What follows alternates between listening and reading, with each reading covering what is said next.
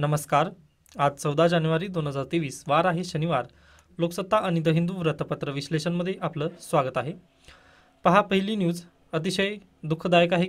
बस अपघातात 10 जणांचा मृत्यू झालेला आहे काल. तर सिन्नरजवळील ही घटना आहे. मग पहा, याचं रिझन वगैरे जर काय आहे, म्हणजे प्राथमिकदर्शी जर रिझन पाहिला आपल्याला तर काय, बसचा अतिवेग. ओके, म्हणजे जे बसमधील जे बचावलेले प्रवासी वगैरे आहेत त्यांचं म्हणणं आहे की बसच्या ड्रायव्हरला वगैरे यांनी भरपूर वेळा सांगितलेलं होतं की बा स्पीड वगैरे कमी कर, परंतु यांनी ऐकलं नाही व बस ड्रायव्हरचा पण यामध्ये मृत्यू वगैरे झालेला आहे. द्वेषपूर्ण भाषणांच्या तपासात पुरेशी प्रगती का नाही? सुप्रीम कोर्टाने दिल्ली पोलिसांवर अगदीच ताशेरे वगैरे त्यांचे ओढलेले आहेत. पहा, झालेलं काय आपला सर्वांना प्रकरण वगैरे माहिती आहे. 2020-21 मधील ही घटना आहे. ओके, म्हणजे हरिद्वार येथील धर्मसंसदेमध्ये वगैरे जे कार्यक्रम झालेलं होतं तर त्यानिमित्ताने आहे. 2020 मधील ती घटना 2021 मधील ती घटना होती. 21 मधील घटना नोव्हेंबरमध्ये घडलेली होती. 2022 मध्ये त्यावरती FIR झाली मेच्या. ओके, मग एवढा कालावधी एक तर तिथं लागला तरी देखील पुन्हा तशा पद्धतीच्या घटना वगैरे आपल्याला ऐकायला मिळतच होत्या. ओके, म्हणजे अगदीच जे सांसद वगैरे आहेत किंवा खासदार म्हणतो आपण त्यांना, तर ते पण तशा पद्धतीने वक्तव्य वगैरे करत होते. मग सुप्रीम कोर्टाने नोव्हेंबरमध्ये एक गाईडलाईन्स वगैरे दिलं होतं की बा तुम्ही सो मोटोनी तक्रार वगैरे घ्यायचा आहे.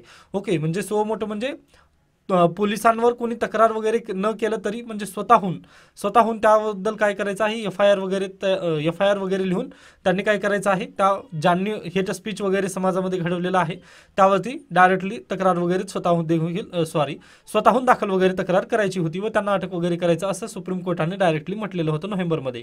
तरी देखील त्यावरती पुरेशी प्रगती नाही.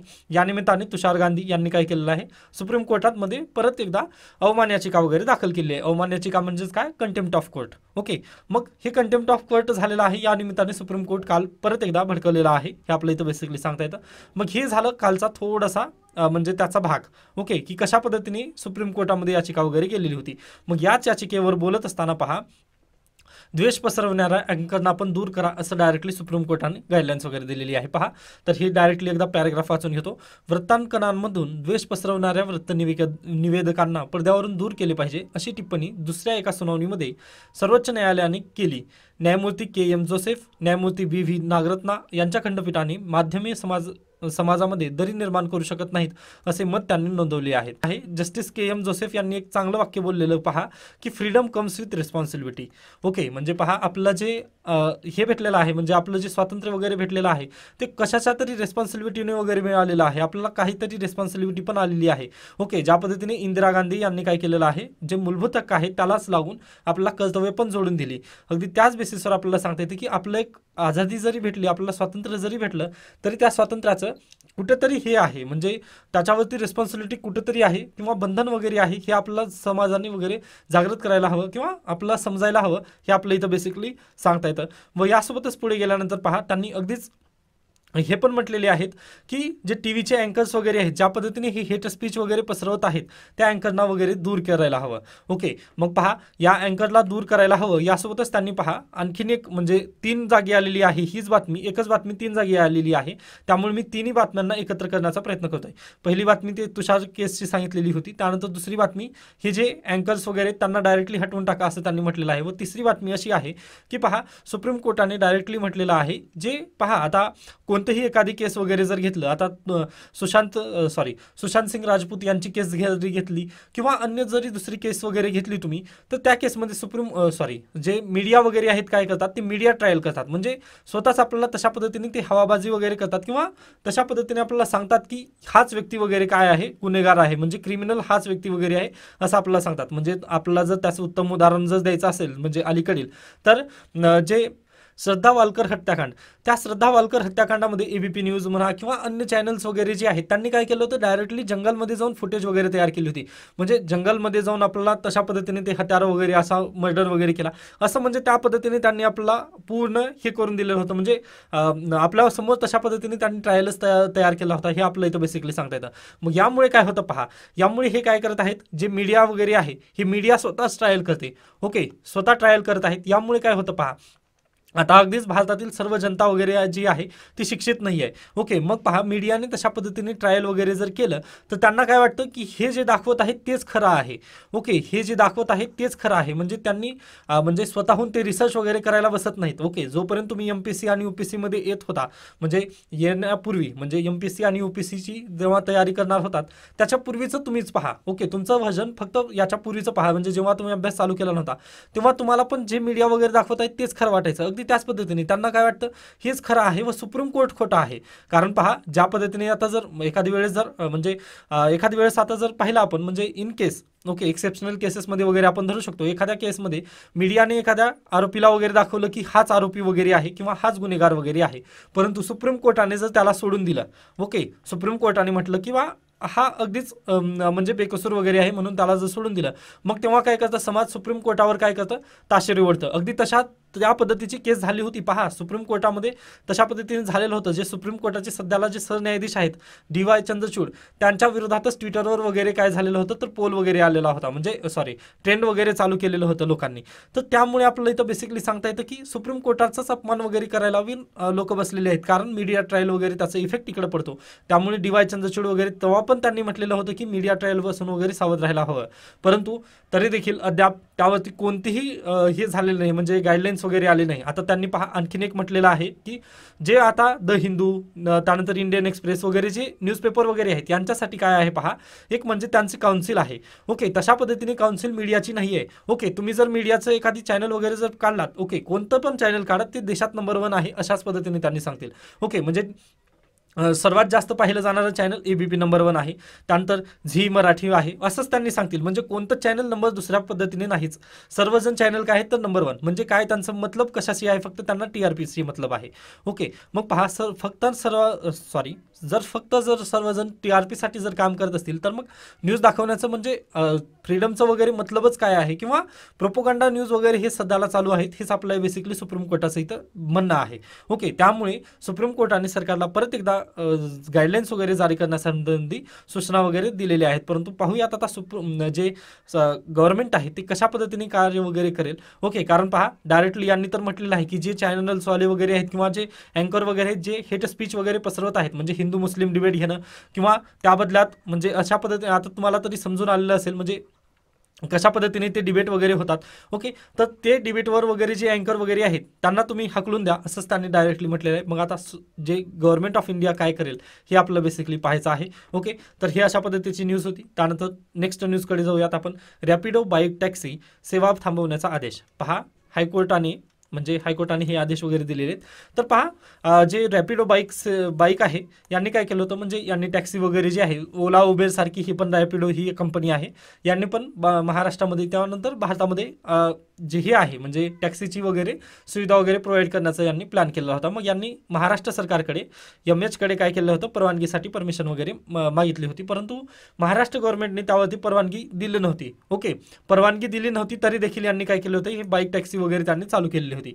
मग त्या विरोधात जे महाराष्ट्र सरकारचे जे वकील वगैरे त्यांनी याचिका वगैरे दाखल केली होती हायकोर्टामध्ये. मग हायकोर्टाने त्यांच्यावर ताशेरे वगैरे दिलेले व स्टॅटस को वगैरे राहण्यासाठी त्यांना पण सांगितलेलं आहे, म्हणजे स्टे वगैरे आणलेला आहे त्यावरती. ओके, मग ठीक आहे, ही पण न्यूज तेवढीशी कामाची नाही, कारण हे कशामुळे होत आहे पहा, याच्यापूर्वी ओलाची केस तशीच आहे, उबेरची पण ती केस तशीच आहे.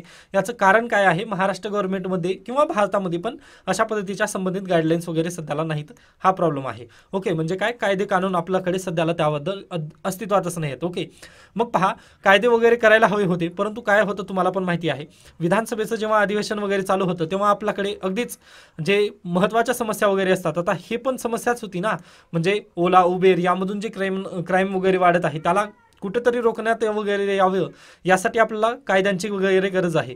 परंतु जेव्हा कायदे वगैरे करण्याची गरज असते आपल्याकडे, म्हणजे विधानसभा जेव्हा बसते कायदे करण्यासाठी, तेव्हा दुसराच इश्यू वगैरे निघून येतो. म्हणजे ज्या पद्धतीने सुशांत सिंग राजपूत यांच्या केसचं वगैरे तिथे चर्चा वगैरे झाली, त्यानंतर अन्य गोष्टींची वगैरे तिथं चर्चा झाली. ओके, अशा पद्धतीने तिथे वेगळीच फालतू चर्चा वगैरे होते, परंतु कायदेविषयक वगैरे तिथे चर्चा होत नाही. हेच आपल्या संसदेचं वगैरे दुर्दैव आहे, हे आपलं इथं बेसिकली सांगता येतं. त्यासाठी पहा, आपल्याला विरोधी जे पक्ष आहे ते अगदीच तगडं पाहिजे, हे आपण इथं बेसिकली सांगू शकतो. त्यानंतर पुढे चला, इथून दुसरी न्यूज वगैरे गरजेची नाही आहे. त्यानंतर पहा, जगातील सर्वात लांब पल्ल्याची नदी क्रूज सेवा सुरू. 3200 किलोमीटरचा प्रवास 51 दिवसात वगैरे होणार आहे. ओके, ही आपण न्यूज पाहिलेली आहे व याच्या नोट्स वगैरे जे आहेत त्या टेलिग्राम ग्रुपवरती मी ऑलरेडी पोस्ट केलेले आहेत. त्यामुळे मी आता याला डिटेलमध्ये वगैरे घेत नाही आहे. ओके, डायरेक्टली पुढे जाऊ शकता आपण. त्यानंतर पहा, इथेच आहे पहा ती न्यूज. म्हणजे मी याला पूर्ण 3 जी न्यूज होत्या त्या मी 3 कव्हर केलेले आहेत, तर हे तुम्ही वाचून घेऊ शकता. त्यानंतर इकडे या, आज पानिपतवरील चीनी उतारा. जर खऱ्या अर्थाने पाहिलं तर आज आपण 14 जानेवारी आहे, 14/01. ओके, 14 जानेवारी 1761 जर पाहिलं तर पानिपतची तिसरी लढाई वगैरे झालेली होती. ओके, पानिपतची तिसरी लढाई काय इम्पॉर्टंट आहे तर महाराष्ट्र म्हणजेच मराठा इथे लढलेले वगैरे होते. हे आपलं बेसिकली पाहायला होतं. कारण पहा, कटकपासून ते अटकेपर्यंत वगैरे मराठ्यांचं साम्राज्य वगैरे अगदीच उच्चावलेलं होतं. व याच काळात जर पाहिलं तुम्ही, म्हणजे 1707ला औरंगजेबाचा जेव्हा निधन झालं किंवा त्याचा मृत्यू झाला तेव्हापासून मुघलांचं डिक्लाइन चालू होतं. मग पहा, व याच पिरियडमध्ये आपल्याला पाहता येतं बेसिकली बाजीराव प्रथम वगैरे यांचा अगदीच उदय झालेला होता. व यांनी अगदीच बंगाल, त्यानंतर जे दिल्ली आहे तिथेपर्यंत आपले म्हणजे मराठ्यांनी साम्राज्य वगैरे निर्माण केलेलं होतं.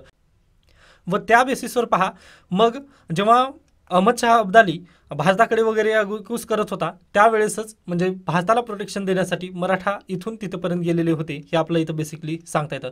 आता पूर्ण इतिहासामध्ये वगैरे मी जात नाही आहे, तरी देखील तुम्हाला ही इतिहास वगैरे त्याचं बॅकग्राऊंड वगैरे माहिती असावं हाच माझा उद्दिष्ट आहे. त्यामुळे प्लीज मॉडर्न हिस्ट्रीच्या पुस्तकामध्ये कोणत्याही पुस्तकामध्ये वगैरे तुम्हाला हे लढाई वगैरे मिळून जाईल, ती तुम्हाला प्लीज वाचून घ्यायचं आहे. म्हणजे तुम्हाला ती माहिती असणं गरजेचंच आहे.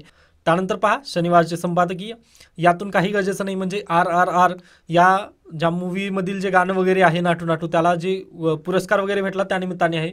परंतु UPSCला प्रश्न वगैरे असा विचारला जात नाही. परंतु जे MPSCचे वगैरे विद्यार्थी आहेत त्यांच्यासाठी पहा, अगदीच मी टेलिग्रामवरती आज ते जे नोट आहे ती पोस्ट करेन. ओके, ज्या गोल्डन ग्लोब पुरस्काराबद्दल वगैरे जी आहे ती मला भेटलेली आहे, ती मी लवकरच पोस्ट तुम्हाला करून देईन. ओके, त्यामुळे तुम्ही तिथून वाचून घ्या. बाकी मी याला डिटेल वगैरे जाण्याची गरज मला वाटत नाही, त्यामुळे मी याला स्किप करतोय. त्यानंतर आपण पुढे जाऊयात. पहा, सदिच्छा दूतांचा सुकाळ.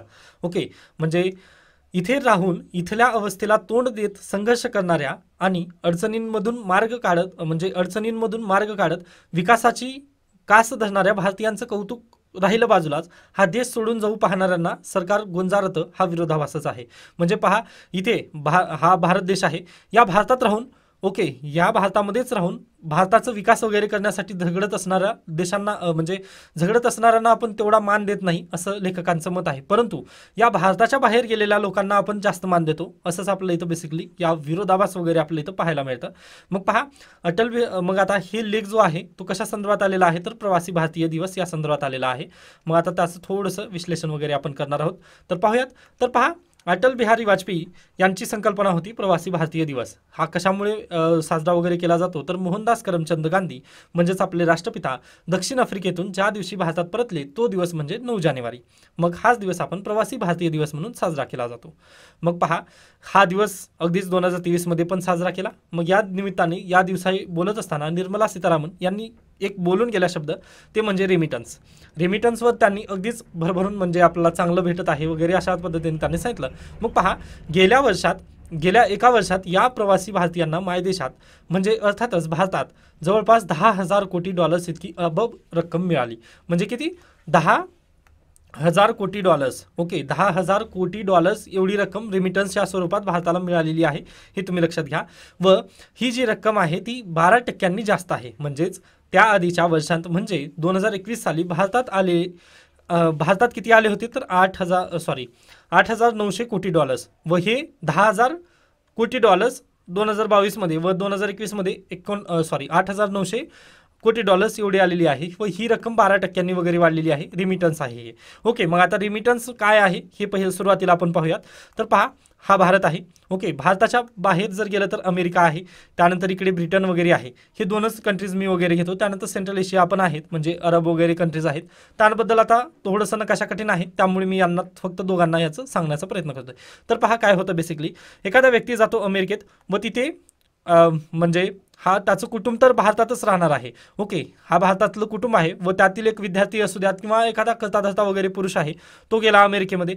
तिथे गेल्यानंतर तो तिथे सेटल वगैरे होऊन तो भारतामध्ये त्याचं जे कुटुंब आहे त्यांना काय पाठवतो? पैसे पाठवतो.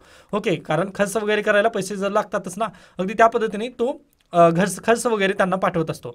मग हा जो घर खर्च वगैरे किंवा जो पैसे पाठवण्याला म्हणतो आपण, त्यालाच म्हणायचं असतं रिमिटन्स. ओके, मग ही आहे बेसिकली कल्पना रिमिटन्सची. मग पहा 2021ची आकडेवारी काय सांगते आपल्याला, तर $8,900 कोटी आपल्याला रिमिटन्स स्वरूपात प्राप्त झालेलं होतं. मग त्यानंतर तीच आकडेवारी 2022मध्ये वाढून किती झालेली आहे, $10,000 कोटी एवढी आकडेवारी वगैरे वाढलेली आहे. ओके, मग यामुळे निर्मला सीतारामन यांनी म्हटलेलं आहे की आता 2 ते 3% आपल्याला वाटा GDP मध्ये वगैरे जी आहे ती रेमिटन्सच वाढत आहे, हे आपल्याला बेसिकली एक सांगता येतं. ओके, म्हणजे स्थलांतरचं प्रमाण वगैरे आपलं इथं डायरेक्टली दिसून येतं. ओके, म्हणजे जर आकडेवारी आपण काढली, जर $10,000 कोटी एवढी जास्त आकडेवारी व GDPच्या 2 ते 3% जर आपल्याला एवढी आकडेवारी जर बाहेरूनच येत असेल, म्हणजे पहा सॉरी 2 ते 3 नाही तर 3 ते 3.5% आहे. ओके, 3 ते 3.5% GDPचा वाटा आपल्याला कुठून येत आहे, तर दुसऱ्या देशातून येत आहे. म्हणजे हे एक आपली चांगली बाब आहे खऱ्या अर्थाने पाहिलं. परंतु थोडासा तोटा इथं निगेटिव्ह पॉईंट जर पाहिला आपण, तर आपण काय करत आहोत, तर आपलं मायग्रेशन जास्त होत आहे. म्हणजे बुद्धिजीवितांचं वगैरे जे मायग्रेशन आहे ते आपल्याला जास्त होतच असलेलं इथं पाहायला भेटत आहे बेसिकली. ओके, मग त्यानंतर या एकूण रेमिटन्सपैकी निम्म्यापेक्षा अधिक पैसा हा अखाती देशातून येतो. ओके, व इस्लामिक कंट्रीज, मी जे अरब कंट्रीज वगैरे म्हटलो त्यापैकी पहा, जर 100 रुपये म्हणजे 100 रुपये जर भारतामध्ये रेमिटन्स म्हणून आलं, तर त्यापैकी 50 रुपये कुठून येतील, तर हे अरब कंट्रीजमधून येतील. व जे 25 रुपये व प्लस 25 रुपये हे एकट्या ब्रिटन व एकट्या अमेरिकेकडून येतील. मग आता पहा, इथे 50 अरब कंट्रीजमधून, त्यानंतर 25 अमेरिकेमधून वगैरे जर म्हणजे रेमिटन्स वगैरे प्राप्त होत आहे. आता 100 पैकी आपण अशा पद्धतीने डिवायडेशन केलं. म्हणजे काय, याचा उद्देश काय सांगायचा, की एवढे व्यक्ती आपले कुठे आहेत, बाहेरच्या देशात आहेत. म्हणजे इथं त्यांनी आकडेवारी अशा पद्धतीने दिलेली आहे पहा, की जगभरातला प्रत्येकी 6वा मनुष्य प्राणी हा भारतीय आहे. म्हणजे 6-7 वगैरे जर व्यक्ती घेतलं, तर त्यापैकी 6वं व्यक्ती कोण असेल, तर भारतीयच असेल, असं त्याने ठामपणे वगैरे सांगत आहेत. व एवढे जास्त आपल्याला तिथं काय आहे, भारतामध्ये आपली पॉवर जगभरामध्ये आपण जास्त आहोत हे आपल्याला बेसिकली इथं सांगता येतं. व लोकसंख्येच्या प्रमाणात आता आपण काय झालेलो आहोत, आता पुढे गेलेलोच आहोत. तरी देखील पुढे गेल्यानंतर आपल्याला सांगता येतं की प्रत्येकी म्हणजे जगभरातील 6वा माणूस आपलाच आहे. व आता तो पण आकडेवारी वगैरे वाढत आहे, कारण लोकसंख्या पण वाढत आहे. व ही आकडेवारी इथेच थांबणारी नाही आहे, व रेमिटन्सची पण आकडेवारी इथंच थांबणारी नाही, हे बेसिकली आपलं इथं सांगायचं आहे. त्यानंतर याच्या पुढे गेल्यानंतर पहा, साधारणतः मग आता पहा, हे काय झालं रेमिटन्सबद्दल. म्हणजे काय होते हे व्यक्ती, तर भारताच्या बाहेर वगैरे गेले होते. म्हणजे मी आता इथं सध्याला तुम्हाला फक्त एक कुटुंबाचं वगैरे उदाहरण दिलं, की एखादं कुटुंब आहे, एका कुटुंबामधील एक व्यक्ती काय करतो, तो अमेरिकेला जातो किंवा ब्रिटनमध्ये जातो किंवा ह्या आखाती देशांमध्ये म्हणजे अरब कंट्रीजमध्ये वगैरे जातो, व तिथून तो कुटुंबांना वगैरे काय करतो, पैसे पाठवतो. त्याला आपण रेमिटन्स म्हटलं. मग पहा, आता ही व्यक्ती, त्याला जर वाटलं की मजा नाही आहे भारतामध्ये वगैरे वापस जाण्याची, कारण मला इथं भरपूर पैसा भेटत आहे. ओके, मग त्याला काय वाटतं, मी आता इथलीच नागरिकता वगैरे स्वीकारलं पाहिजे. ओके, म्हणजे काही दिवसांना त्याला वाटेल, म्हणजे पहा, पहिल्यांदा सुरुवातीला गेल्या काय वाटतं त्याला, की आपण पैसे कमावे व भारतात आपल्या मायदेशी वगैरे परत जावे, असं त्याला पहिल्यांदा वाटतं. ओके, ठीक आहे, ही वाटणं साहजिकच आहे. परंतु पुन्हा जसा जसा काळ वगैरे जातो, तो तिथं सेटल वगैरे होतो व त्याला तोच प्रदेश वगैरे चांगला वाटतो, तेव्हा काय करतो, तो भारतामध्ये मायदेशी वगैरे परत जाण्यासाठी तो नकार देतो व कुटुंबालाच तो इकडे बोलून घेतो. ओके, मग हाच प्रॉब्लेम आहे. मग कुटुंबाला बोलून घेतल्यानंतर पहिल्या पिढीमध्ये वगैरे तो म्हणजे पहिल्या पिढीमध्ये त्याला भारताचा लगाव वगैरे असतो. ओके, म्हणजे पहा, आपण भारतीय आहोत, म्हणजे मायदेशी वगैरे आहोत, म्हणून आपल्याला काय वाटतं, थोडीशी जाणीव तर असते त्याच्यामध्ये. जरी त्याने नागरिकता वगैरे दुसऱ्या देशाची स्वीकारली, तरी त्याला काय वाटतं, म्हणजे भारताबद्दल थोडंसं त्याला काय असतं, प्रेम वगैरे असतं. परंतु जेव्हा त्याची पुढची पिढी येते, म्हणजे त्याची जे मुलंबाळ वगैरे असतील, त्याची जेव्हा पिढी येते, त्या मुलंबाळांना वगैरे भारताबद्दल काहीही सहानुभूती वगैरे काहीच नसते. कारण ते बेसिकली मायदेश म्हणून कोणाला ओळखत असतील, तर ते ज्या देशामध्ये वगैरे वाढले, तर त्या देशालाच ते मायदेश म्हणून ओळखतात. मग हा प्रॉब्लेम होतो. मग आता हीच आकडेवारी आपल्याला बेसिकली पाहायची आहे, की आपण आता रेमिटन्सबद्दल तर भरपूर बोललो, की रेमिटन्समुळे आपला GDPचा 3 ते 3.5% वाटा वगैरे आपला इन्क्रीज होत आहे, व रेमिटन्स म्हणजे भारत प्रगती करत आहे असं आपण चांगलं बोललो. परंतु याचा परिणाम कुठं होत आहे, तर परिणाम अशा पद्धतीने होत आहे पहा, तर साधारणपणे वर्षाला 1 लाख ही भारतीयत्वाचा त्याग करू इच्छिणाऱ्यांची सरासरी संख्या आहे. ओके, म्हणजे पहा, भारतीयांचं त्याग म्हणजे जे नागरिकत्व आहे, सिटिझनशिप आहे, ती नागरिकत्व त्याग करत आहेत. भरपूर व्यक्ती आता नागरिकत्व त्याग करत आहेत. म्हणजे आता त्याची आकडेवारी पाहूयात, तर सुमारे 12 वर्षांपूर्वीचा काळ जर पाहिला, तर म्हणजेच 2011 साली 1.25 लाखांनी नागरिकत्व सोडले होते. किती? फक्त 1.25 लाखांनी नागरिकत्व सोडले. नंतर 3 वर्षांनी ही सरासरी 1,30,000 गेली. ओके, त्यानंतर आता गेल्या वर्षी साधारणपणे 1,80,000 जणांनी भारतीय नागरिकत्व सोडून अन्य देशाला आपलं मानलेलं आहे. हे आपला बेसिकली आकडेवारी पाहता येते. म्हणजे 12 वर्षामध्ये बदल पहा, 1.25 लाख म्हणजे 1.25 लाख एवढ्या वासून कुठपर्यंत गेलेलो आहोत आपण, 1,80,000 इथपर्यंत आपली आकडेवारी वगैरे, म्हणजे ही आकडेवारी वगैरे वाढत आहे. हे पण आपल्याला बेसिकली इथं पाहायला मिळतं. ओके, त्यामुळे आपल्याला रेमिटन्सवर जास्त खुश वगैरे व्हायचं नाही आहे. ते तर आपल्याला काय करावं लागेल, म्हणजे भारतामध्येच मूलभूत सुविधांची वगैरे आपल्याला जास्त म्हणजे भारतामध्येच मूलभूत सुविधा वगैरे उभारायला पाहिजे, हे आपल्याला इथं बेसिकली सांगता येतं. कारण पहा, एखादा व्यक्ती देश कशामुळे सोडतो, ओके, म्हणजे एखादा व्यक्ती देश कशामुळे सोडतो, तर अगदीच आता जर आपण देश न बोलता आपण त्याच जर गोष्टीला आपण गाव वगैरे जर केलं, ओके, म्हणजे आपण गावासंबंधी जर संकल्पना वगैरे केली, तर एखादा व्यक्ती गाव वगैरे कशामुळे तो सोडतो व तो शहरात कशामुळे जातो, तर त्याला काय भेटतं, तर शहरामध्ये रोजगाराच्या सुविधा वगैरे भेटतात, त्यामुळे तो काय करतो, गाव सोडून शहरामध्ये वगैरे जातो. बरोबर. मग अगदी तसंच आहे, एखादा व्यक्ती देश कशामुळे सोडतो, तर त्याला आपल्या देशामध्ये जास्त म्हणजे त्याच्या योग्यतेला अनुसरून वगैरे फायदा वगैरे त्याला मिळत नसतो. अगदी जर पाहिलं तर अगदी जे व्यक्ती गुणवंत वगैरे आहेत, म्हणजे अगदीच IITians वगैरे जे आहेत किंवा मेडिकल डॉक्टर वगैरे जे आहेत, हे काय करतात, अगदी भारतामध्ये एम्सचे डॉक्टर वगैरे होतात. भारत सरकार त्यांच्यावरती भरपूर खर्च करतं. कधी एम्सवर वगैरे आर्टिकल आलं तर तेव्हा आपण बोलूयात की भारताच्या एम्सवर भारतीयांवर किती खर्च आपण करतो. परंतु ते व्यक्ती काय करतात, एम्समधून बाहेर पडल्यानंतर ते कुठे जातात, अगदीच दुसऱ्या देशामध्ये वगैरे जाऊन तिथे सर्व्हिस देतात. का, तर त्यांना अगदीच तिकडे चांगला फायदा होतो, न की भारतामध्ये. मग हीच आपल्या स्थिती वगैरे बदलायची आहे. मग त्यासाठी आता आपण काय केलं आहे, मग आता युनिव्हर्सिटी, ओके, म्हणजे आपण त्यासाठी एक प्रगतशील पाऊल वगैरे उचलत आहोत. UGCने काय केलेलं आहे, मग त्यासाठी गाईडलाईन्स वगैरे जारी केलेली आहे की आता आपण जे परकीय विद्यापीठ आहेत त्यांना पण आता परमिशन देत आहोत शिक्षणासाठी वगैरे. मग आता याचा परिणाम, त्याचा एक लाभ वगैरे आपलं इथं सोल्युशन म्हणून दिलं की रेमिटन्सचा आपण फायदे पण पाहिले व त्याचे निगेटिव्ह परिणाम. मग आता त्याच्यावरती सोल्युशन आपण दिलं की UGCने अशा पद्धतीने गाईडलाईन्स जारी केल्या. ओके, हे झालं फायदे तोटे वगैरे सोल्युशन पण. मग आता पहा, रेमिटन्सलाच अनुसरून जर आता UGCची गाईडलाईन्स आहे, याचं पण एक निगेटिव्ह पॉईंट आपल्याला असं सांगता येईल की UGCद्वारे जे UGC आहे आपली, ओके, यांनी काय केलेलं आहे, परकीय विद्यापीठ वगैरे दुसऱ्या देशाचे विद्यापीठ आपल्या भारतामध्ये वगैरे आणून स्थायी केले. मग आता पहा, आपल्या भारतामध्ये जर ते विद्यापीठ आल्यानंतर काय प्रॉब्लेम होतं पहा, तर हे घर की मुर्गी दाल बराबर अशा पद्धतीने होईल. ओके, म्हणजेच काय, आता अगदीच भारतातच विद्यापीठामध्ये शिकायचं असेल तर मग देशी विद्यापीठातच शिकायला काय हरकत आहे. म्हणजे पहा, आता आपला पण म्हणजे आपलं पण नेचर तशाच पद्धतीने आहे ना, की आता आपल्या गावात राहून पण आपल्याला MPSC वगैरे करता येते, परंतु आपल्याला जायचं असतं पुण्याला. का, कारण अभ्यासाचं वातावरण वगैरे. मग तेच प्रॉब्लेम पण इथं तयार होऊ शकतो, असं म्हणजे लेखकांचं देखील म्हणणं आहे ते. ओके, त्यानंतर आणखी पुढे जर गेला आपण, तर आपलं इथं बेसिकली एक सांगता येतं की जे परकीय विद्यापीठ वगैरे जर भारतात आले तर काय होतं, रेमिटन्स आपल्याकडून पण पैसे भरपूर जाणार आहेत. म्हणजेच काय, पैशाची म्हणजे पैसा जो आहे तो रेमिटन्सच्या स्वरूपात दुसऱ्या देशांना वगैरे तो मिळणार आहे, हे आपलं इथं सांगता येतं. मग यातून काय आहे, रेमिटन्स जर आपल्या भारतातून जर दुसरीकडे जात असेल तर आपल्याला ते बेसिकली लॉसच झालेला वगैरे आपल्याला दिसून येतं. आता सध्याला आपल्याला चांगलं का वाटत आहे, तर कारण रेमिटन्स आपल्या देशाला मिळत आहे. आता उद्या जर आपण युनिव्हर्सिटी वगैरे तशा पद्धतीने स्थापन केली तर आपला काय होईल, रेमिटन्सचा लॉस वगैरे होईल, तेव्हा आपल्याला तिथं मजा येणार नाही. हेच आपलं इथं बेसिकली या लेखमधून वगैरे सांगता येत होतं. त्यानंतर हे अशा पद्धतीने लेख होता. त्यानंतर पुढे चला, बंधनलिका प्रकल्प म्हणजे काय, तर पहा, याच्यापूर्वी कसं होतं, एखादी धरण आहे किंवा एखादी कालवा वगैरे आहे, म्हणजे तलाव वगैरे आहे, तिथून काय केलं जायचं, तर पहा, कालव्यानुसार वगैरे पाणी दिलं जायचं डायरेक्टली शेतीला. मग आता तसं होणार नाहीये. तर आता गुंजवणी हे जे धरण आहे, ओके, गुंजवणी धरण कुठं आहे तर ते एकदा पाहून घ्या. तर राजगड आणि तोरणा किल्ल्यांच्या परिसरात उगम पावणाऱ्या गुंजवणी नदीवर वेल्हा तालुक्यात मौजे धानप येथे धरण बांधण्यात आलेलं आहे. मग आता हे धरण कशासाठी थोडंसं पुढे आलेलं आहे, तर पहा, या धरणावर आता हे धरणच कन्सिडर करूयात आपण. ओके, मग या धरणात जे पाणी वगैरे अडवलं गेलेलं आहे, या पाण्याला डायरेक्टली पाईपलाईनद्वारा शेतामध्ये वगैरे देण्यात येणार आहे. पूर्वी हे काल्यानं वगैरे करायचे, ते आता कशानं येणार आहे, तर बंधनलिका म्हणजेच काय, पाईप. ओके, पाईपद्वारे वगैरे हे जे आहे ते पाण्याचं वगैरे पुरवठा केला जाणार आहे. व याचा फायदा कशामुळे होणार आहे पहा, तर बंधनलिका म्हणजे हे जे पाणी आहे, ओके, धरणामधलं जे पाणी आहे त्याला पाणी उपसण्यासाठी वगैरे आपला काय विजेची वगैरे गरज पडणार नाही. डायरेक्टली आपल्या शेतामध्ये वगैरे ते काय होईल, डायरेक्टली ट्रान्सफर होईल. बंधनलिका म्हणजे पाईपद्वारे ते डायरेक्टली ट्रान्सफर होणार आहे.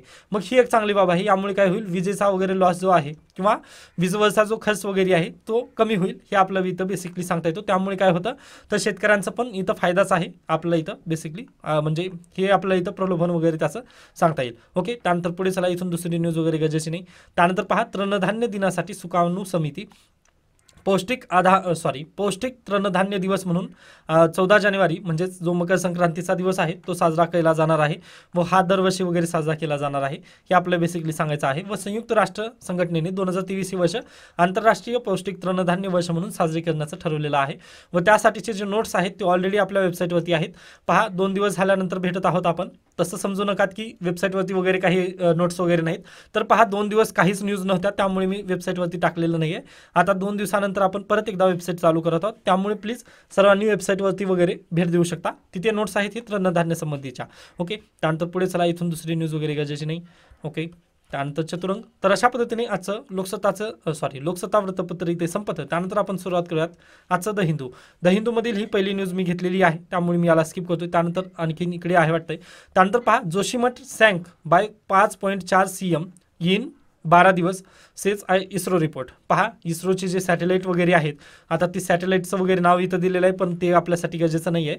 तर देखील पहा, जे जोशीमठ आहे त्या संदर्भात आपल्याला अगदीच सांगता येते की 12 दिवसापूर्वी जी घटना वगैरे घडली, तर ते पहा, जोशीमठ जे आहे ते 12 दिवसामध्ये 5.4 सेंटीमीटरने खाली गेलेला आहे। 5.4 सेंटीमीटरने त्याचा खालावलेला वगैरे आपल्याला सांगता येतं। मग त्याच्या जे नोट्स आहेत किंवा त्याचं जे लेक्चर आहे ते पवनीत सिंग सरांनी अगदीच चांगल्या पद्धतीने घेतलेलं आहे, त्यामुळे मी अगदीच तुम्हाला पाठवलेलं आहे। पहा, लिंक आत्ताच मी टाकलेली आहे आपल्या टेलिग्राम चॅनलवरती। तर पवनीत सिंग सरांचं ते लेक्चर पाहून घ्या की कशा पद्धतीने तिथे म्हणजे 1973 मधील जी मिश्रा कमिटी वगैरे होती त्यांनी काय काय रिकमेंडेशन वगैरे दिले होते ते पवनीत सिंग सरांनी अगदी क्लिअर केलेलं आहे। 6 मिनिटाचंच आय थिंक व्हिडिओ आहे, ते तुम्ही क्लिअर करून घ्या। म्हणजे माझं डबल मेहनत वगैरे मला करण्याची गरज नाही, अशा पद्धतीने मी म्हणतोय। ते तुम्ही व्हिडिओ पवनीत सिंग सरांचा तुम्ही पाहून घेऊ शकता। त्यानंतर पुढे चला, इथून गरजेची न्यूज काहीच नाही आहे। ओके, त्यानंतर पहा, इथे हत्ती आणि मानव यांचं कॉन्फ्लिक्ट वगैरे दिलेलं आहे। मग आता इथं अगदीच त्यांनी आकडेवारी वगैरे दिलेली आहे, परंतु ती आकडेवारी आपल्याला लक्षात राहत नाही। ओके, व इथे बेसिकली आणखीन एक गोष्ट जर सांगायचा प्रयत्न केलेला आहे लेखकांनी, ते म्हणजे पहा की जे मेल एलिफंट आहेत, ओके, जे एलिफंटमधील जे मेल एलिफंट आहेत ते जास्त पद्धतीने धुमाकूळ वगैरे घालत आहेत, म्हणजे त्यांना पौष्टिक आहार वगैरे चांगल्या पद्धतीनेच आवडतं। म्हणजे अगदीच हिरवळ जिथे वगैरे असेल तिथे ते प्रयत्न करतात जाण्याचा, परंतु फिमेल जे एलिफंट वगैरे आहेत ते प्रयत्न करत नाहीत, असं त्यांनी इथं म्हटलेलं आहे। त्यानंतर आजचे एडिटोरियल, अगदीच दोन्ही एडिटोरियल आजचे गरजेचे आहेत। तर पहा, more than just an address. Okay, तुम्हाला माहितीच असेल आर्यन रवी जे तमिळनाडूचे गव्हर्नर आहेत त्यांनी सभात्याग वगैरे केला, त्या संदर्भात आजचा हा लेख आलेला आहे। ओके, व या लेखचं भाषांतर आपल्या जी आपली वेबसाईट आहे तिथे पण मी अपलोड करेन व तुम्हाला ती लिंक लवकरच पाठवेन। ओके, तर पहा, आपलं जे भारतीय संविधान आहे ते आपण कुठून, UK, त्यानंतर USA अशा सर्वीकडून वगैरे बॉरो केलेलं आहे। म्हणजे कॉपी पेस्ट वगैरे त्यांचे जे आयडियाज वगैरे आहेत ते आपण कॉपी पेस्ट केलेले आहेत। त्यापैकी जे पार्लिमेंट आहे, ओके, ती आयडिया आपण कुठून घेतलेली आहे, UK कडून घेतलेली आहे। मग पहा, UKच्या पार्लिमेंट संबंधी एक तरतूद आहे की जेव्हा नवीन पार्लिमेंट वगैरे सेशनमध्ये बसते, ओके, म्हणजे अगदीच निवडून आलेले जे नवीन सांसद वगैरे येतात, म्हणजे जे खासदार आहेत ते जेव्हा येतात पहिल्या बैठकीला वगैरे येतात, तेव्हा काय करायचं असतं तर स्पीकर वगैरे निवडायचा असतो व त्याच वेळेला त्यांच्या राष्ट्रपती काय करतात, म्हणजे राष्ट्रपती नाही तिकडे किंग, ओके, जे किंग असतील ते संबोधन करतील, किंग नसतील तर क्वीन असतील ते काय करतील, संबोधन वगैरे करतील। अशा पद्धतीने तिथे तरतूद आहे, ओके, UK मध्ये। मग तीच तरतूद आपण इकडे घेतलेली आहे भारतामध्ये, व भारतामध्ये आपण कशा पद्धतीने तरतूद घेतली पहा, तर भारतीय संविधानाच्या कलम 87 नुसार आपण ज्या पद्धतीने UK मध्ये जे किंग आहेत ते जे संसदेला वगैरे संबोधन करतील, अगदी त्याच पद्धतीने आपण काय केलं तर प्रत्येक वर्षाच्या नवीन संसदेचं जे अधिवेशन वगैरे असेल त्या अधिवेशनाला जे राष्ट्रपती आहेत ते संबोधन करतील व त्यानंतर अगदीच त्याच पद्धतीने या राष्ट्रपतींसाठी कलम 87 दिलं व इकडे राज्यामध्ये ते कलम किती दिलं, 176 कलम दिलं। ओके, 176 इकडे काय करतील, राज्यपाल प्रत्येक राज्याच्या विधानसभेमध्ये जेव्हा नवीन वर्षाला पहिली जी विधानसभेची बैठक वगैरे होईल त्या बैठकीला काय करतील, जे राज्याचे राज्यपाल वगैरे असतील ते काय करतील, 176 कलमनुसार आपल्याला संबोधन वगैरे करतील, म्हणजे त्यांना संबोधन करतील, अशी तरतूद वगैरे दोन्हीकडे केली। व पहा, युनायटेड किंगडममध्ये पण तसंच आहे की जे सरकार वगैरे असेल, हे सरकार काय करेल, जे किंग वगैरे असतील किंवा जे क्वीन असेल यांना काय करतील, ते भाषण लिहून देतील. ओके, व भाषणाची एक कॉपी आपल्याकडे ठेवतील व हीच पद्धत आपल्याकडे पण आहे, इकडे पण तेच आहे. ओके, कलम 87 व कलम 176 नुसार पण तशाच पद्धतीने वगैरे भारतामध्ये पण तरतूद करण्यात आलेली आहे की भाषण जे आहे, जे राष्ट्रपती आणि राज्यपालांनी जे भाषण वगैरे करायचं आहे ते भाषण आपल्याला सरकार लिहून देतं त्यांना. ओके, मग तशा पद्धतीने ते भाषण वगैरे व्हायला हवं होतं.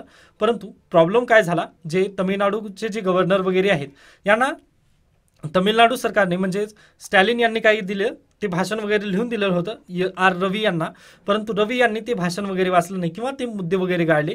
मग त्यावरती काय केलं, एम स्टॅलिन यांनी, जेव्हा राज्यपाल त्यांच्या खुर्चीवर बसलेच होते, पहा इथे बसले होते ते, तेव्हा लगेच त्यांनी काय केलं, उठून स्वतः म्हणजे सभेमध्येच त्यांनी काय केलं, त्यांच्या विरोधातच ठराव वगैरे पारित करून घेतला. ओके, ठराव मांडल्यानंतर मग अगदीच तिथे थोडंसं अगदीच म्हणजे थोडंसं म्हणजे ज्या पद्धतीने आपला अपमान वगैरे झाल्यासारखंच तिथं वाटलं त्यांना व त्यांनी सभात्याग वगैरे केला. अगदी हे पण बरोबरच होतं.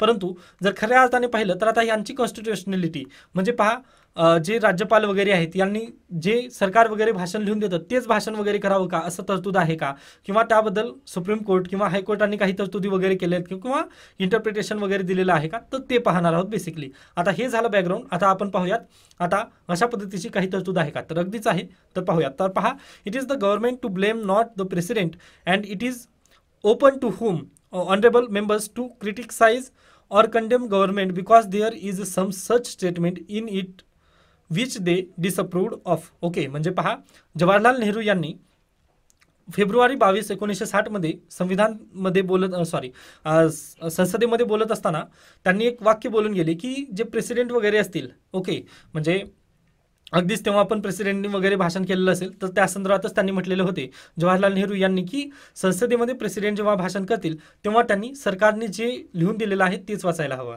कारण पहा, सरकारने जे लिहून दिलेलं आहे तेच वाचायला हवं. कारण जे सरकार आहे ते काय करतं, संसदेसाठी काय असतं, कटिबद्ध वगैरे असतं. म्हणजे जे एक्झिक्युटिव्ह असतं ते पार्लमेंटला काय असतं, जबाबदार वगैरे असतं, हे आपलं बेसिकली सांगता येतं. मग पहा, जर राष्ट्रपतींनी जर केंद्र सरकारवर वगैरे जर टीका केली तर मग बजेट जेव्हा मांडतो आपण, मग बजेट मांडताना ही त्यांच्यासोबत नाहीत असं आपला तिथं ग्राह्य धरलं जातं. राष्ट्रपती आणि सरकार यांच्यामध्ये वाद कुठेतरी आहे व ते बाध्य नाहीत असं आपलं इथं बेसिकली पाहायला मिळतं.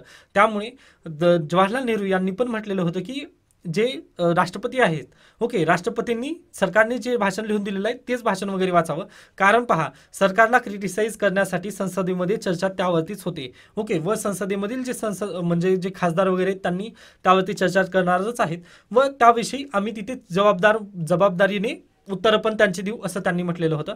त्यामुळे आपल्याला इथं बेसिकली सांगता येतं की अगदीच जे राष्ट्रपती आहेत किंवा जे राज्यपाल आहेत त्यांनी म्हणजे जे सरकार आहे त्यांनी जे भाषण वगैरे लिहून दिलेलं आहे ते वाचायला हवं. मग त्याविषयीच पुन्हा जे कलकत्ता हायकोर्ट आहे त्यांनी पण एक जजमेंट वगैरे दिलेली आहे, तर ती पाहूयात जजमेंट आपण काय आहे.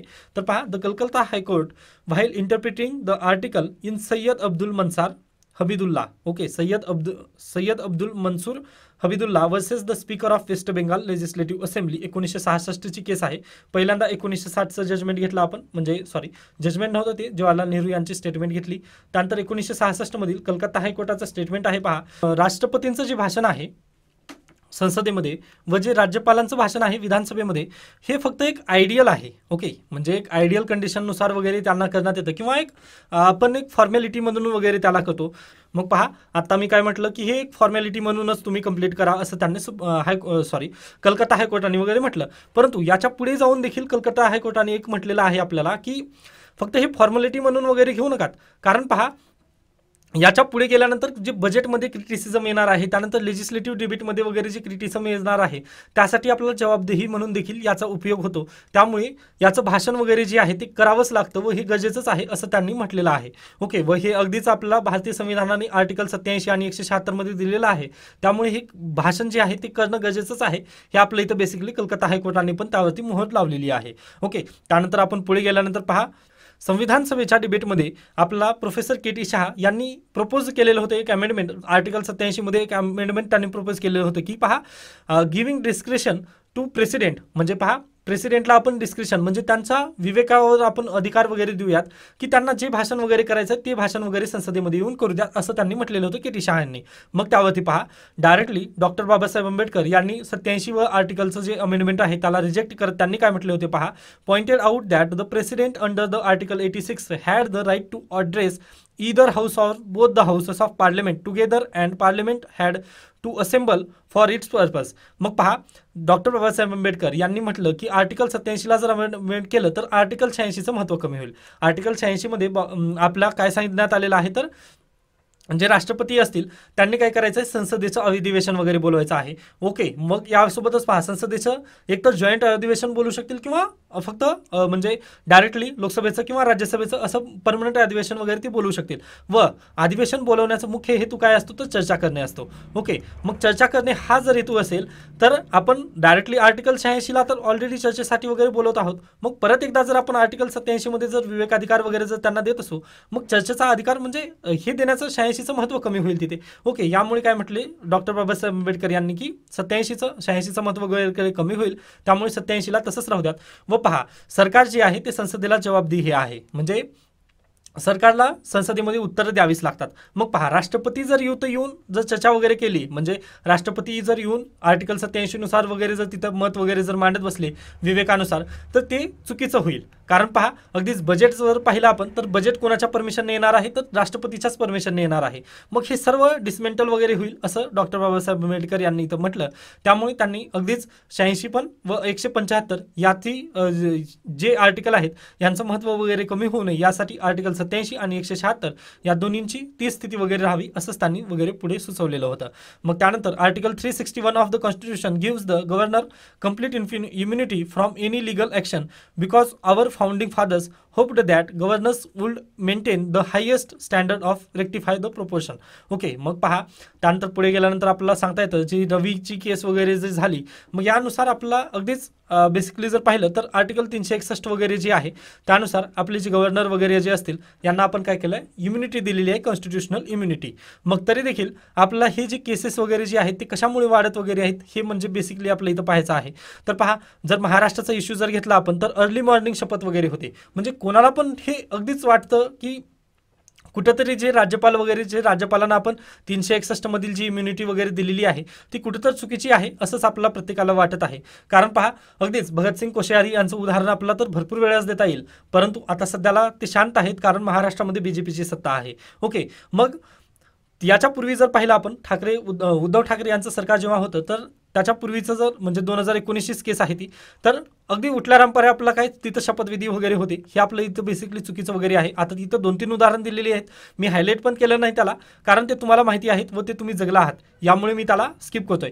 परंतु हे जे सर्व कारण आहेत हे जे 361 ची इम्युनिटी वगैरे त्यांना प्रोव्हाइड केलेली आहे तरी देखील अशा पद्धतीने जर गव्हर्नर वगैरे जर म्हणजे वावगत असतील किंवा गव्हर्नरचा जो स्वभाव अशा पद्धतीने जर होत असेल तर हे कुठंतरी आपला कोऑपरेटिव्ह फेडरलिझमला वगैरे चुकीचं आहे हे आपलं इथं बेसिकली सांगता येतं. त्यामुळे पहा गव्हर्नर हे पद जे आहे व याच्या पुढे गेल्यानंतर पहा आता जे सरकार आहे राज्यामधील जे सरकार वगैरे ते इलेक्टेड असतं. ओके, न की सिलेक्टेड. राज्यपाल जे असतात ते सिलेक्टेड असतात. ओके, हे सिलेक्टेड असतात परंतु जे सरकार असतं ते इलेक्टेड असतं. मग पहा आपण कितीतरी पैसा खर्च करून काय करतो मतदान घेतो. आपला म्हणजे मतदान घेण्याचा एक हेतू असतो की आपलं जे गव्हर्नमेंट आहे ते चांगल्या पद्धतीने लोकशाही पद्धतीनुसार वगैरे चालावं. मग पहा मतदान घेऊन आपण नेते वगैरे पुढे पाठवतो, MLA वगैरे पाठवतो व MLA कडून काय होतं सरकार स्थापन वगैरे होतं.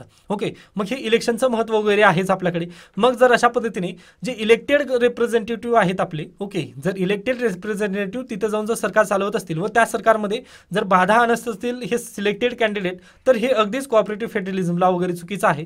त्यामुळे आपल्याला इथे डायरेक्टली सोल्युशनमध्ये लिहायचं आहे की राज्यपाल हे पदच तुम्ही कॅन्सल वगैरे करू शकता कारण याचे जे नोट्स आहेत ते मी ऑलरेडी आपल्या वेबसाईटवरती प्रोव्हाइड केलेले आहेत. ओके, त्यामुळे म्हणतोय मी ओके कारण पहा कोऑपरेटिव्ह फेडरलिझमला जे गव्हर्नर आहेत ते गव्हर्नर काय करत आहेत तर केंद्र सरकारचा एजंट म्हणूनच ते डायरेक्टली काम करत आहेत. ओके, जर एजंट म्हणून जर यांना जर म्हणजे जे स्टेट गव्हर्नमेंट आहे, जे इलेक्टेड गव्हर्नमेंट आहे, यांचं जे कार्य वगैरे आहे ते चांगल्या पद्धतीने वगैरे सुरळीत पार पाडावं यासाठी त्यांनी जर काम केलं तर ते कोऑपरेटिव्ह फेडरलिझमला अगदी चांगल्या पद्धतीने होईल. परंतु यांनी काय करायचं, केंद्र सरकारचा एजंट म्हणून वगैरे कार्य करत आहेत. त्यामुळे इथं प्रॉब्लेम कुणाला होत आहे तर इलेक्टेड जे रिप्रेझेंटेटिव्ह वगैरे आहेत त्यांना इथं बेसिकली जास्त प्रॉब्लेम वगैरे होत आहे. त्यामुळे जे लोकशाही आहे आपली, लोकशाहीचा कुठेतरी ऱ्हास वगैरे होत आहे किंवा कोऑपरेटिव्ह फेडरलिझमचा ऱ्हास होत आहे, हे आपण तुम्ही इथं लिहू शकता. ओके, आय होप हे तुम्हाला समजलेलं असेल. त्यानंतर पुढचा एक एडिटोरियल आहे पहा, take a step to regulate deep fakes. Okay, मग आता ही डीप फेक्स म्हणजे काय आहे ते नेमकं पाहूयात.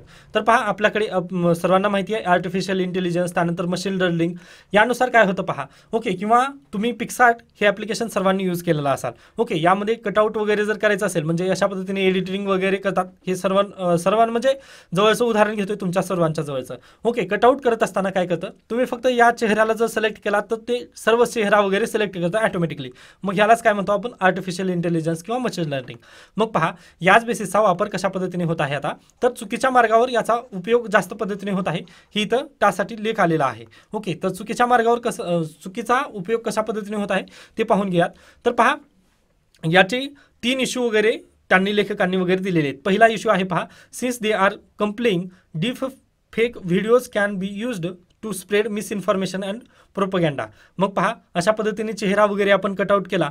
ओके, तो चेहरा कटआउट करून आपण एखाद्या व्हिडिओमध्ये वगैरे तशा पद्धतीने चिपकवला तर आपल्याला काय वाटतं की त्याच व्यक्तीने वगैरे ते बोललेलं आहे. ओके, व ती जर व्यक्ती जर बोलत असेल तर आपला काय, ती जर एखादी वेळेस ते पंतप्रधान वगैरे जर असतील व तशा पद्धतीने जर इन्फॉर्मेशन वगैरे जर त्यांच्याकडून जर तोंडातून जर आपण ऐकलं ते, तर आपल्याला ती खरं वाटतं, परंतु ती काय असतं, मिसइन्फॉर्मेशन असतं व तो टेम्पर्ड व्हिडिओ असतो किंवा डीप फेक व्हिडिओ वगैरे असतो, हे आपलं इथं बेसिकली सांगता येतं.